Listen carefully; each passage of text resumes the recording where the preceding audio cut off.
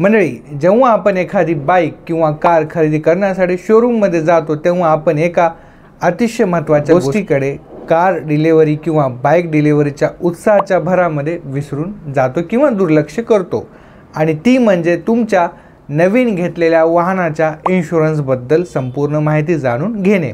हे जवळपास गाडी घेणारे 70% लोक असे करतात। जर भविष्यामध्ये तुमची कार किंवा बाईक चोरीला किंवा ॲक्सिडेंट झाला किंवा त्या गाडीमुळे दुसऱ्या गाडीचे नुकसान झाले तर अशा वेळेस तुमच्याकडे इन्शुरन्स असूनसुद्धा तुम्हाला त्याचा वेळेवर लाभ घेता येत नाही, आणि लाभ जरी मिळाला तर तुम्हाला कंपनीकडून जास्त भरपाई म्हणजेच नुकसान भरपाई मिळत नाही। हे होण्याचं कारण म्हणजे तुम्हाला तुमच्या वाहनाच्या इन्शुरन्सबद्दल माहिती नसणे असे होय।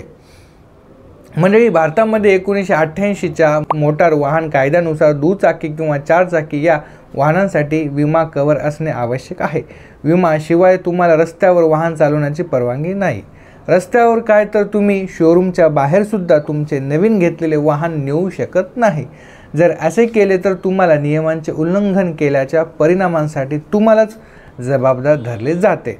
म्हणून कार विमा आणि बाईक विमा असणे अत्यंत महत्त्वाचे असते।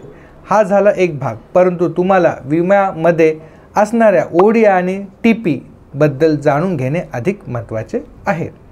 नमस्कार मंडळी, मी निलेश पुंड, तुम्ही पाहत आहात अरुणा फाउंडेशन यूट्यूब चॅनल।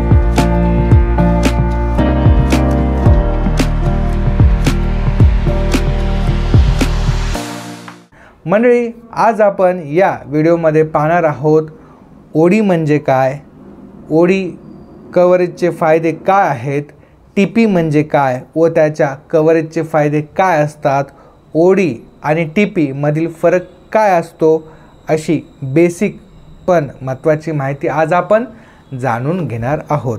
मंडळी, विनंती आहे, जर तुम्ही आपले अरुणा फाउंडेशन यूट्यूब चॅनल अजूनही सबस्क्राईब केले नसेल तर सबस्क्राईब करा आणि व्हिडिओ शेवटपर्यंत पहा। चला तर व्हिडिओ सुरू करूया। मंडळी, सर्वात आधी आपण बघूया ओडी म्हणजेच ओन डॅमेज इन्शुरन्स म्हणजे काय। मंडळी, भारतातील विमा कंपन्यांद्वारे ऑफर केलेल्या मोटार विम्याचा एक प्रमुख प्रकार म्हणजे स्वतःचे नुकसान झालेले कार विमा, त्यालाच आपण ओन डॅमेज इन्शुरन्स असे म्हणतो।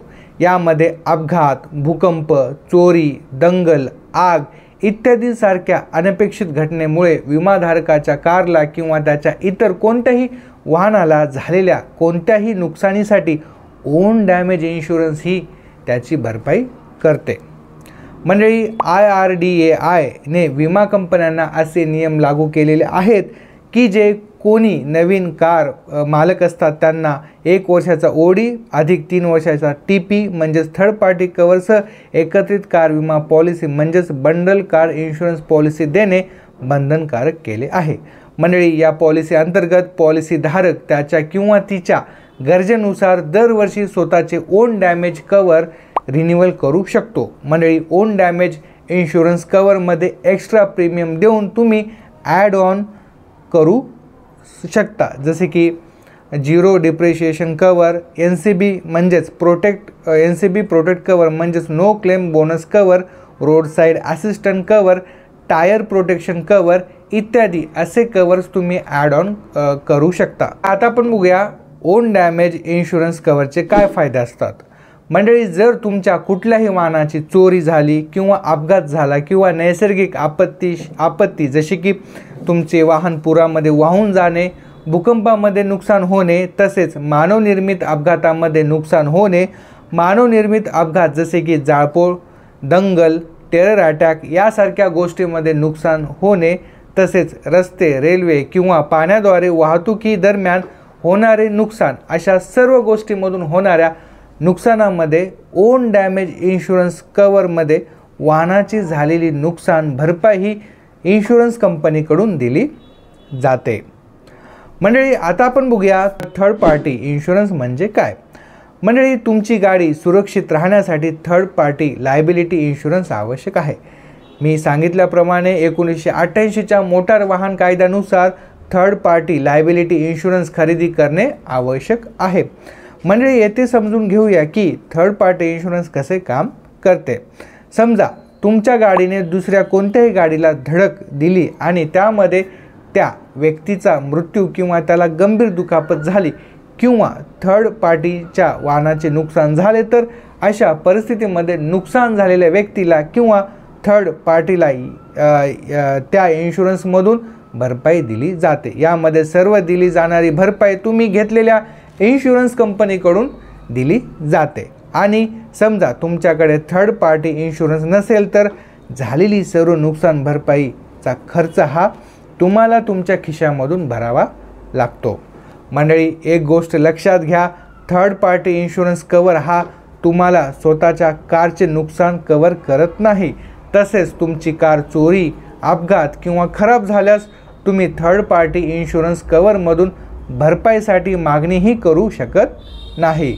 मंडळी, थर्ड पार्टी कार विमा अंतर्गत थर्ड पार्टी व्यक्तीचा मृत्यू झाल्यास भरपाईची रक्कम अमर्यादित असते आणि मालमत्तेच्या म्हणजेच कारचे नुकसानीसाठी त्या भरपाईची ही मर्यादा मॅक्स टू मॅक्स 7.5 लाख रुपयापर्यंत असते। मंडळी, थर्ड पार्टी कार विम्याचा प्रीमियम हा IRDAI च्या 4 चाकी वाहनाच्या घनक्षमतेच्या म्हणजेच क्युबिक कॅपॅसिटीच्या आधारावरती ठरत असतो। तर मंडळी, ही होती ओन डॅमेज आणि थर्ड पार्टी म्हणजेच TP आणि OD इन्शुरन्स कवरबद्दल माहिती। मंडळी, जेव्हा तुम्हाला व तुमच्या गाडीला सर्व बाजूने सुरक्षित करायचे असेल तर तुम्ही थर्ड पार्टी लायबिलिटी इन्शुरन्स आणि तुमचा स्वतःचा नुकसान विमा म्हणजेच ओन डॅमेज इन्शुरन्स हे दोन्ही घेतले पाहिजेत, जेणेकरून हे वाहन चालवण्याच्या संबंधित जवळजवळ सर्व होणाऱ्या नुकसानांपासून संरक्षण देते। लक्षात घ्या की नवीन वाहनांचा इन्शुरन्स घेत असताना कम्प्रेहेन्सिव्ह इन्शुरन्स पॉलिसी घ्या, जेणेकरून तुम्हाला तुमच्या गाडीच्या चोरीपासून किंवा खराब होण्यापासून टेन्शन फ्री राहता येईल। मंडळी, जर तुम्हाला तुमच्या नवीन बाईकसाठी किंवा कारसाठी इन्शुरन्स करायचा असेल तर तुम्ही आम्हाला खालील दिलेल्या कॉन्टॅक्ट नंबरवरती कॉल करून आमच्याकडून कार इन्शुरन्स किंवा बाईक इन्शुरन्स किंवा कुठल्याही वाहनांचा इन्शुरन्स घेऊ शकता। यामध्ये आम्ही तुम्हाला इन्शुरन्स प्रीमियमवरती 5% डिस्काउंट देऊ। यासोबतच तुमच्या गाडीच्या इन्शुरन्सच्या क्लेम्सच्या संदर्भामध्ये 24/7 आमच्याकडून सपोर्ट मिळणार आहे। तर मंडळी, विचार कसला करताय? ट्रस्टेड आणि बेस्ट कार इन्शुरन्सच्या पॉलिसीसाठी तसेच कोटेशनसाठी खालील दिलेल्या व्हॉट्सअप नंबरवरती मेसेज करा। मंडळी, हा व्हिडिओ आवडला असल्यास व्हिडिओला लाईक करा, शेअर करा आणि आपल्या यूट्यूब चॅनलला जास्तीत जास्त सबस्क्राईब करा। पुन्हा भेटूया पुढच्या नवीन व्हिडिओच्या माहितीमध्ये। धन्यवाद।